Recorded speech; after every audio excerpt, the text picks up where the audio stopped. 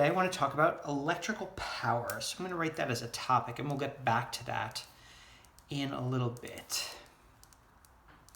Remind ourselves what power is, etc. But let's just remind ourselves what the point of a circuit is. So let's say I have a simple circuit with one resistor and one battery. So there's the negative terminal, the positive terminal of the battery. I'll label that with a VT, right? And there is my resistor. Remember, what happens is that this thing sets up a potential difference, a place of high electron concentration, a place of low electron concentration, that forces the electrons in the wire to start to flow. All right, so I'm going to draw in my current then. So let's remember what's happening then. An electron gets to the battery, and something's happening in the battery, a chemical reaction that pushes the object from the low concentration to the high concentration, giving it energy. And then it goes out this way, and then it delivers that energy to the resistor so the resistor can do the useful thing that it's supposed to do. And then that electron goes back, picks up more energy, and then delivers that energy, picks up more energy, delivers the energy. So electrons are like our mailmen or mail people, if we're going to be politically correct about it, or mail persons. They're delivering energy like the mail from one thing to the other, and they're constantly going around in their circuit from the post office to the houses, to the post office to the houses. We don't lose mail people here at these houses unless someone really terrible is living at those houses. They always go back, pick up more mail, and out and about they go. So anyway, but here's the thing. It's actually kind of difficult to talk about how much energy gets delivered to the resistor, or how much mail gets delivered to the house. If I said to you, how much mail gets delivered to your house? You would say, well, I don't know, because I'm constantly getting mail, right? Like every day you get mail. So it's a more reasonable thing to say, how much mail do you get in a certain amount of time? And that's what electrical power is about. Because let's remind ourselves the definition of power. Power is the rate at which work is done.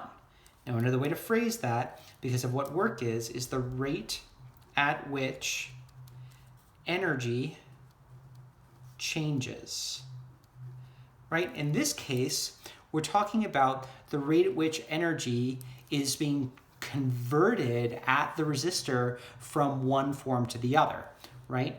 So you can almost think of this as the rate at which energy is changes, also delivered to the resistor. Delivered to the resistor, or you could even say supplied by the battery, what have you. All right, so now let's think about this. Well, if I'm talking about how much mail gets delivered, so that's going to be a function of how much mail each mail person is picking up at the post office, as well as how many mail people visit your house. Those are the two things that matter. It's going to be the same sort of thing for the electrical power. Let's talk about voltage. We know voltage from an earlier lesson is the energy per charge, right? So for example, my 6-volt battery says 6 joules of energy per coulomb of charge. That's what volts mean, right? It's in joules per coulomb. Those are the units. So that's a volt, just to remind us there. The units and the equation, energy per unit charge. And current is going to equal charges per unit time. And so that was the coulomb per second was the amp. All right. So bringing that all together then, if I want to know power, which is energy per unit time, if we look here, oh, I've got an energy there in the numerator,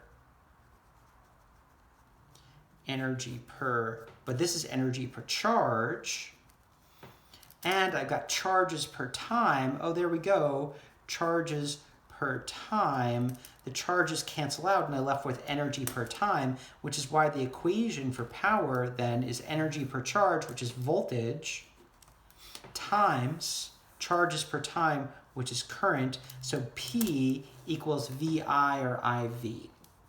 And that is the equation for electrical power. So when people say to you, okay, danger, high voltage, well, what are they saying? They're saying that each charge is carrying a lot of energy. But actually, high voltage is not that dangerous if there are not that many charges. It just says that each charge that exists delivers a lot of energy.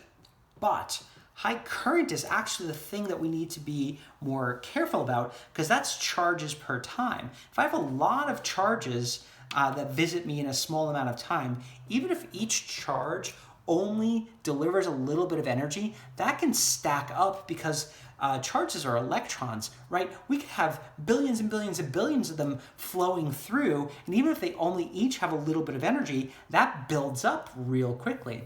High current is actually the more dangerous thing than high voltage. So why do people say danger high voltage? Well, it's usually because of the equation of Ohm's law, which I'll write over here.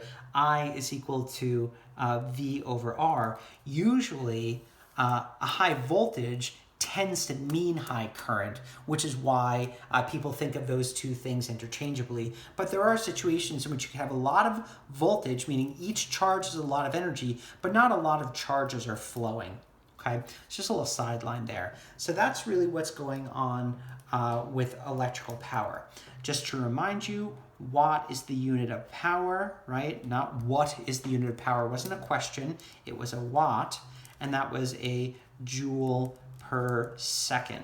So it's easy with electrical circuits in order to figure out the rate at which I'm delivering energy or the rate at which energy is being transformed, but it's harder to tell how much energy actually is being delivered. If I wanted to know that, I would have to then use the power equation, which we said, let me just do this, power is equal to energy per unit time, and therefore energy would be the power times the time. And we looked at that earlier in the year. So, but the first step would be to calculate the electrical power. So when I have high voltage, that means each charge has a lot of energy.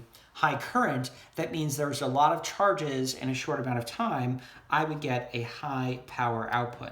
A lower power output would mean either one of these things is small or they're both small. Now, in terms of things like light bulbs, higher power, if I'm converting a lot of energy, that would mean it's a brighter light bulb. If I'm talking about other devices like air conditioners, the higher the power, the air conditioner, the quicker it can cool down your room, or the more it can cool down your room, right, with temperature changes.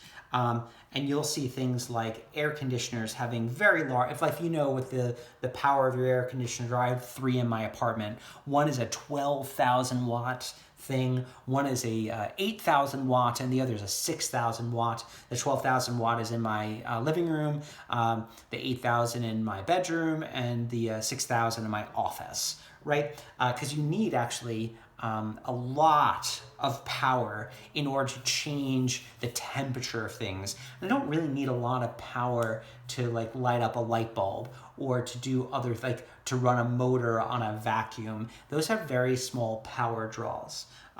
So those are some things that hopefully you will see in terms of electrical power. And electrical power is probably the most important thing, because if I want to know things like my bill, for the month, I need to know the power of all my devices, as well as know how long I'm running them for. So if I want to save money in my electrical bill, either I need less powerful things, or I need to run them for less time, which is why your parents are always saying, turn off the lights, don't leave the air conditioner on if you're not at home, or whatnot. Or people look for when they call it energy-saving devices, what they're looking for is less powerful things that are more efficient. Compact LEDs can put out as much light as an incandescent bulb, but do it with less power because there's less wasted in order to go to heat.